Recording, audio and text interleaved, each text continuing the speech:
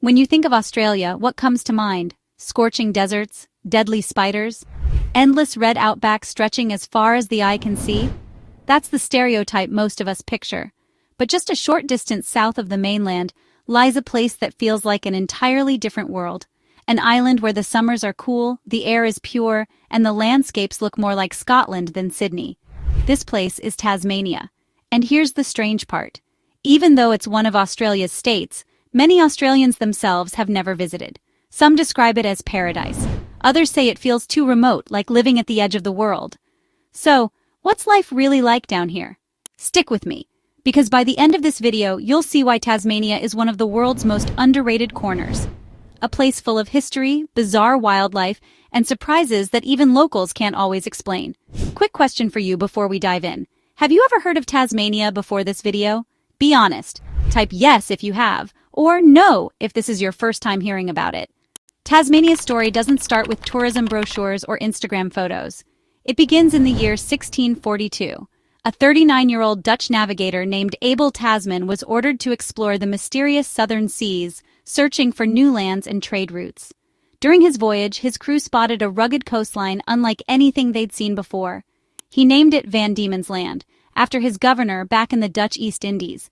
Here's the twist. Even though Europeans discovered this island in the 1600s, they didn't actually set foot on it until more than 150 years later. And it took another 64 years after that for the island to finally get its modern name, Tasmania, in honor of Abel himself. But let's be real, Tasman wasn't actually the first person to find this place. Indigenous Tasmanians had been living here for at least 40,000 years, surviving and thriving in some of the most rugged landscapes on Earth. That's tens of thousands of years before European ships even came close. Think about that. 40,000 years of stories, culture, and traditions on this island, long before the outside world had any clue it even existed. Here's a fun check-in. Did you already know Tasmania used to be called Van Diemen's Land? Or is that brand new information for you? Drop a bell icon in the comments if that caught you by surprise. So where exactly is Tasmania? And why does it feel so different from the rest of Australia?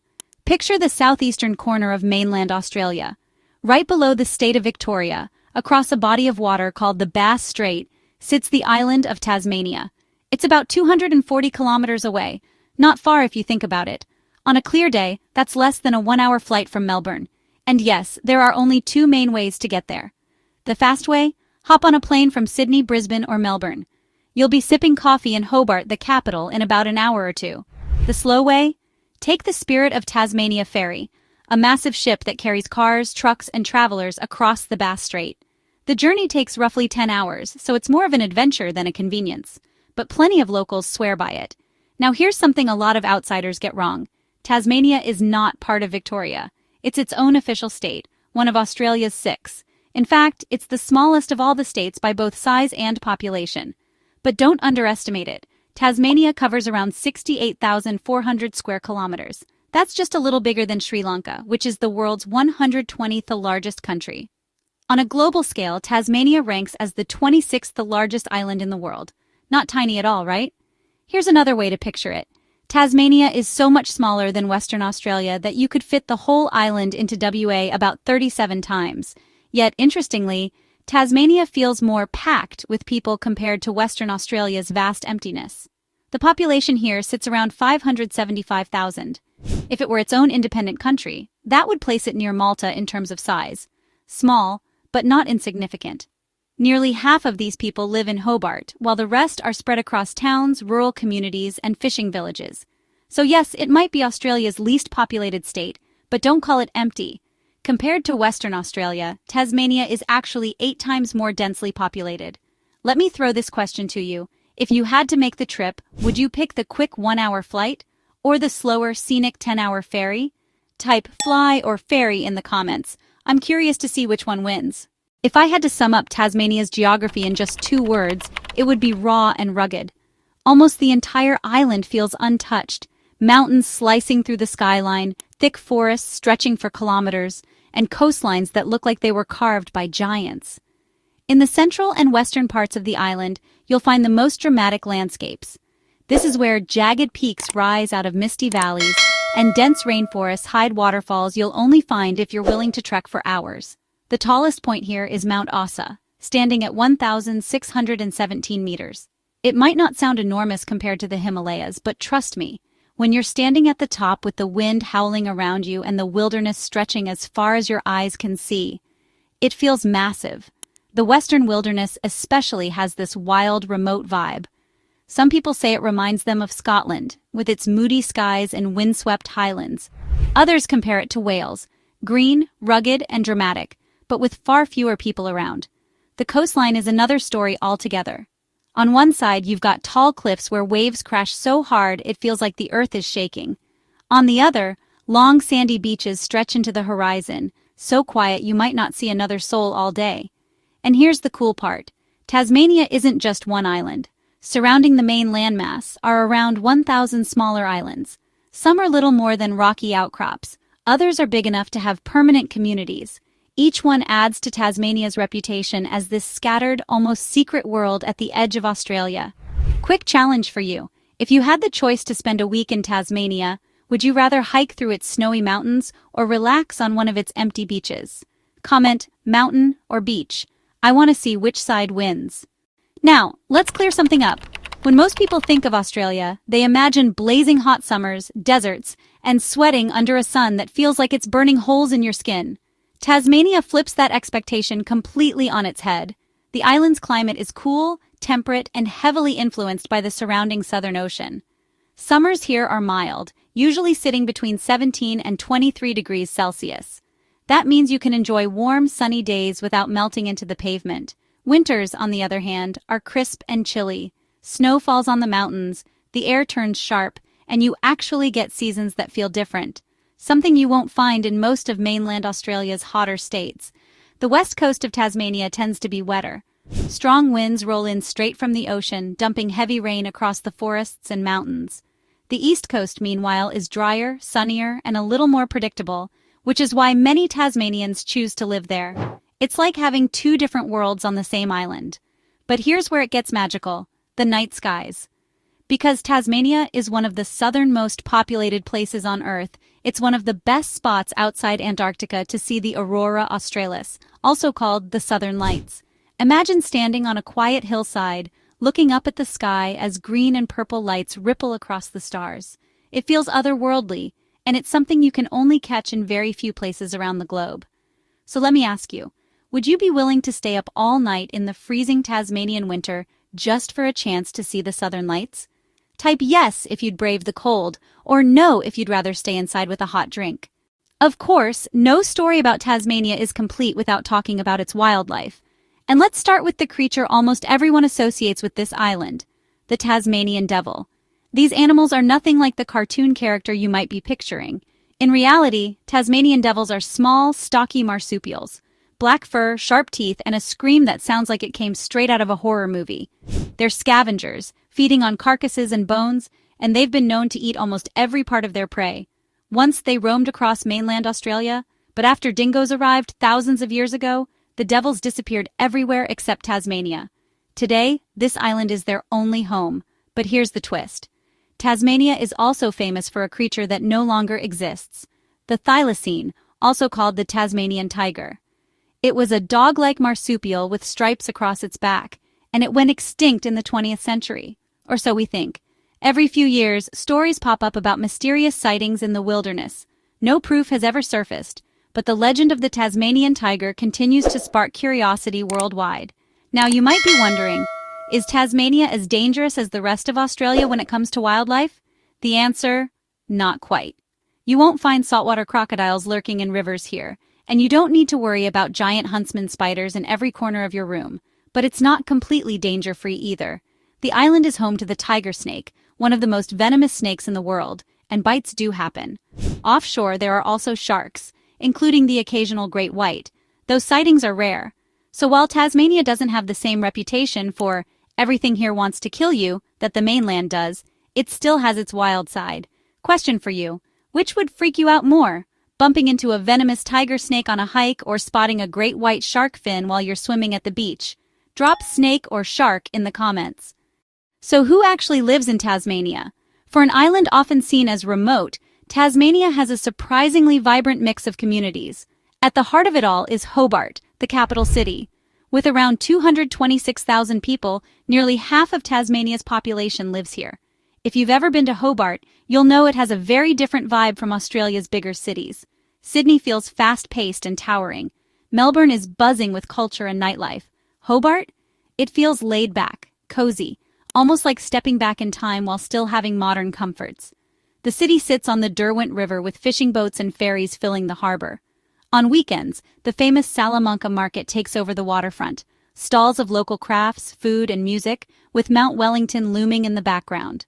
That mountain isn't just for decoration either. On clear days, you can drive or hike to the summit, and the view stretches across the entire island. Hobart's architecture is another thing that stands out. The city center is lined with sandstone buildings and cobblestone streets that date back to the early colonial days. But mixed in are trendy cafes, art galleries, and even Mona, the Museum of Old and New Art.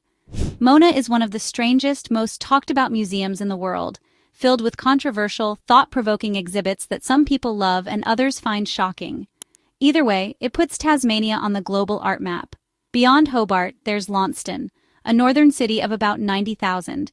It's smaller but known for its natural gorge right in the middle of town, a place where you can walk, swim, and even ride a chairlift over dramatic cliffs. Then there's Devonport, with around 32,000 people, best known as the port where the Spirit of Tasmania ferry docks. Outside these cities, life slows down even more. Small towns and rural communities dot the countryside, many centered around farming, fishing, and winemaking. People here often describe life as quieter, friendlier, and more community-driven compared to mainland Australia. But that slower pace comes with a trade-off. While Tasmania often ranks high on quality-of-life indexes, it's also known for being more expensive in some areas. Housing costs and imported goods can sting the wallet. Yet despite that, people who live here often say the balance of nature, community, and culture makes it worth it. Honest question. Could you see yourself trading the fast life of a big city for a slower, scenic lifestyle like Tasmania's? Comment yes if you'd try it, or no if you'd miss the hustle. Now here's something that shocks almost everyone. Tasmania is home to the cleanest air on Earth. Thanks to its remote position, low population, and strong winds blowing in straight from Antarctica, the air here is virtually untouched by pollution. Scientists even set up a monitoring station at Cape Grim, on the island's northwest tip. In 2016, it recorded the purest air ever measured anywhere on the planet. Imagine taking a deep breath and knowing that what you're inhaling is literally cleaner than anywhere else you could go. This pure environment doesn't just apply to the air. The water here is also remarkably clean. Streams flow down from snow-capped peaks, and many locals drink straight from mountain springs. Add to that Tasmania's vast national parks, which cover almost half the island, and you've got an outdoor paradise where the line between civilization and wilderness blurs. And then there's the night sky. Because Tasmania is so far south and so lightly populated, light pollution is minimal. On a clear night, you can look up and see the Milky Way stretch across the sky like a glowing river of stars. For astronomy lovers, it's one of the best places in the southern hemisphere. All of this, the clean air, the fresh water, the starry skies, makes Tasmania feel almost untouched, like a rare pocket of the world that still operates outside the chaos of modern life. Quick question for you. If you could teleport and take just one deep breath anywhere in the world, would you pick the cleanest air in Tasmania? Drop a plant icon in the comments if your answer is yes. Here's where things get really interesting. Tasmania isn't just unique in what it looks like. It's unique in where it sits on the map. If you travel directly east from Tasmania, you'll eventually hit the South Island of New Zealand. Go south, and you'll cross thousands of kilometers of freezing Southern Ocean before landing in Antarctica.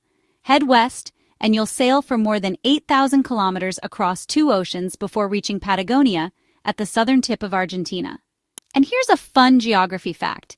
If you take the antipode of Tasmania, the exact opposite point on the globe, you don't land in Europe, Asia, or even North America. You land in the middle of nowhere, deep in the Atlantic Ocean. It's almost like Tasmania is perfectly positioned to feel isolated, a little secret world at the bottom of the map. That isolation has its pros and cons. On the one hand, Tasmania's remoteness helps preserve its environment, its culture, and its pace of life. On the other hand, it can make the island feel cut off, even from the rest of Australia. Maybe that's why Tasmanians often joke that they live in a different country. Question for you. Would you enjoy living at what feels like the edge of the world, or would that kind of isolation drive you crazy? Comment edge if you'd love it, or nope if you'd stick to somewhere busier. Before we close, let's hit you with some of the strangest, most unexpected facts about Tasmania. No billboards. That's right, Tasmania banned large roadside billboards decades ago to preserve its natural beauty. So unlike other places where highways are plastered with ads, here your view is nothing but mountains, forests, and open skies. The Tasmanian devil isn't just a cartoon. This real-life animal is found only in Tasmania, and while it doesn't spin around like Looney Tunes, it does have one of the most powerful bites of any mammal. Sadly, their population has been hit hard by a contagious cancer, but conservation efforts are working to save them. Whiskey capital. Believe it or not, Tasmania is becoming world famous for whiskey. Some local distilleries consistently win global awards, rivaling even Scotland and Japan. Unique time zone quirks. Tasmania runs on the same time zone as mainland Australia's east coast, but because it's so far south, the daylight hours swing more dramatically with the seasons. Summer evenings can feel endless, while winter nights come early.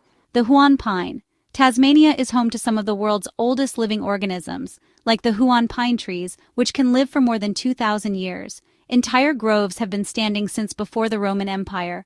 Aurora australis. Most people think the Northern Lights are the ultimate sky show, but Tasmania has its own version, the Southern Lights. If you're lucky and the skies are clear, you can catch shimmering ribbons of green and purple dancing across the horizon. Each of these quirks adds to the sense that Tasmania is, well, different. Not in a bad way, but in a way that makes you feel like you've stumbled onto one of Earth's best-kept secrets. Comment below with your favorite quirky fact. Was it the no billboards, the whiskey, or the glow of the Southern Lights? So, what's life really like in Tasmania, Australia? It's not just an island off the coast. It's a place where history is written in sandstone streets and colonial prisons, where wilderness covers nearly half the land, and where the air and water are some of the cleanest on Earth. It's home to quirky animals you won't find anywhere else, people who live at a slower pace, and a lifestyle that feels both grounded and adventurous. Tasmania isn't for everyone. If you crave the hustle, the nightlife, and the endless buzz of a big city, you might find it too quiet, too remote. But if you've ever dreamed of living somewhere that feels like stepping into another world, where the wilderness is your backyard and the stars stretch endlessly overhead, then Tasmania might just feel like paradise. Final question, would you ever live in Tasmania or at least visit? Comment below and let me know. And if you enjoyed this deep dive into the edge of the world, hit that like button, subscribe for more global explorations, and I'll see you in the next video.